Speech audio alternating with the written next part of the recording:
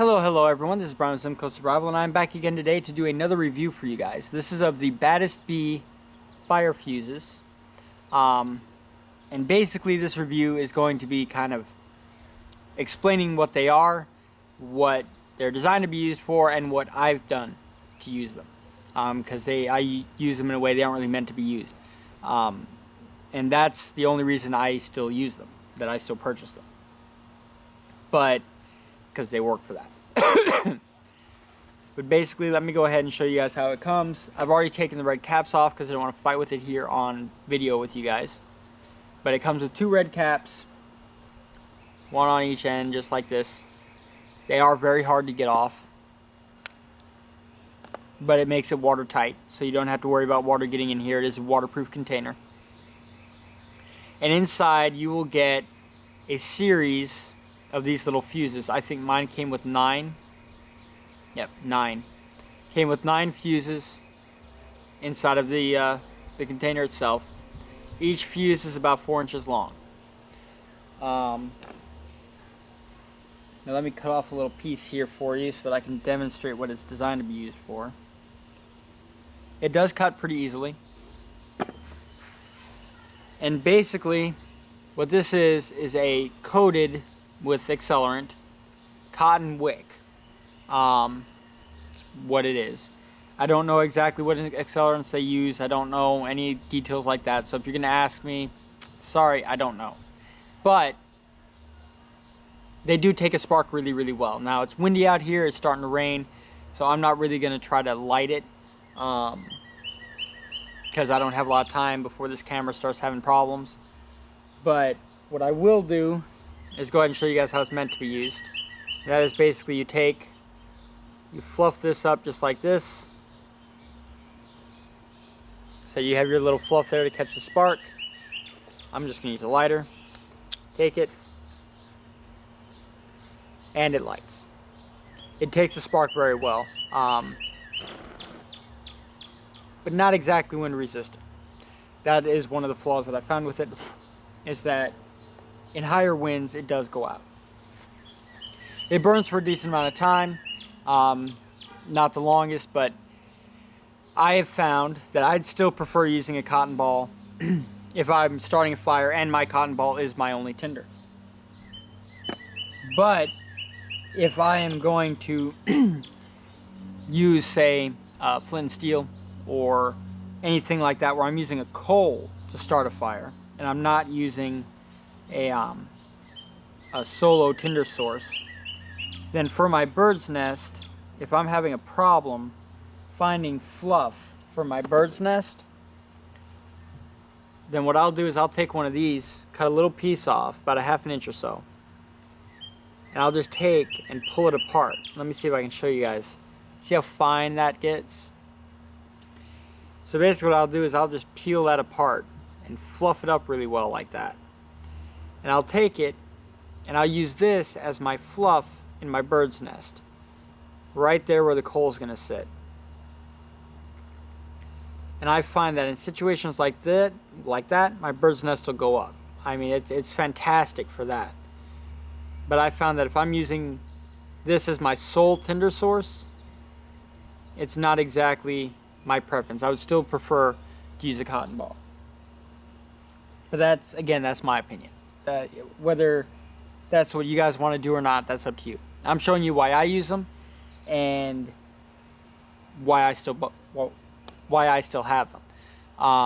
Because if I was just going to use them as a replacement to a cotton ball, I would have thrown them out already. They aren't as good as petroleum cotton balls, not even close.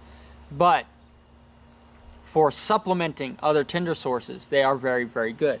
They also weigh basically nothing. I mean, they're no more than a pencil. So they're very small, very compact, weigh practically nothing, and they will get a fire started. So if you're one of those people, you don't really want to fight with making petroleum cotton balls, then by all means go ahead and pick them up. They're a good tinder source. They will start your fire for you. They just don't burn as long, in my opinion. And considering their cost, petroleum cotton balls burn longer, catch a spark just as easily, and are very, very cheap to make in large quantities. So If you're one of the people that doesn't want to deal with the mess and hassle, then these are definitely a good option for you. But if you want, if you don't mind getting down and dirty and making them yourself, petroleum cotton balls are going to win. But with that said, these do have a place. And like I said, when it comes to birds' nests, where you do need that little bit of fluff to help catch that coal and start spreading that flame effectively, this does a very good job at creating that fluff. Better than any other store-bought tinders I've seen. Otherwise, the only thing I've found that's better than this stuff, or equal to this stuff, is going to be your cattail fluff. Cattail fluff is phenomenal for that, and this stuff is equal to cattail fluff. So, in my opinion, what I'm essentially doing is carrying around cattail fluff soaked in accelerant. Is essentially what I'm doing, and that's the way I use it. The same way I'd use cattail fluff. But my overall review of this, the Baddest Bee Fire Fuses, is going to be a 4 out of 5. It does its job. It will start a fire. It takes a spark really well. It is very effective at its job. Is it price effective?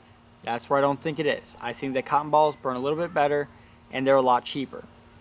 But with that said, if you don't want to deal with the mess, if you want something that's convenient, that's easy to carry, that's small and compact, and you can still get quite a few fires out of, then these are definitely going to be a good option for you. If you're like me and you like the idea of carrying around something that you can use to supplement cattail fluff if you can't find any, or other types of fluffed tinder for more natural fire making methods like bow drills or flint and steels or things of that nature, then this is a good option. It is a man-made tinder that will break down just as fine as cattail fluff, which for those of you guys who have ever used it know just how fine cattail fluff is and why it is such a good bird's nest tinder. But this will supplement that, and it has worked just fine for me. So that's what I use it for. That's what I think you guys should use it for. If you don't know how to do flint and steel is I'd say, step 1 of primitive fire making. Go ahead and pick up a flint and steel kit online. I'll go ahead and put a link in the description, an affiliate link to a good flint and steel kit, and start practicing it. It's not hard. And once you learn how to do it without using a lighter, without using a ferro rod or something like that, you'll get addicted to it.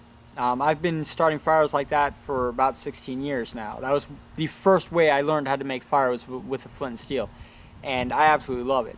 Before I even knew how to use a ferro rod, I knew how to use a flint and steel, and I still get a lot of satisfaction out of starting a fire with a piece of metal on a rock. So, teach his own, I suppose. But for those of you guys who are interested in it, I will go ahead and put a link to this in an affiliate link in the description, and I will go ahead and put an affiliate link to a flint and steel kit in the description, and one that I personally own and use myself. And you guys can go ahead and take a look at them if you like. And every purchase made on the affiliate links will go to help support our channel and help us bring you new items to do reviews on.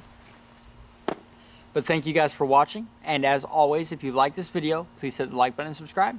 Bye bye.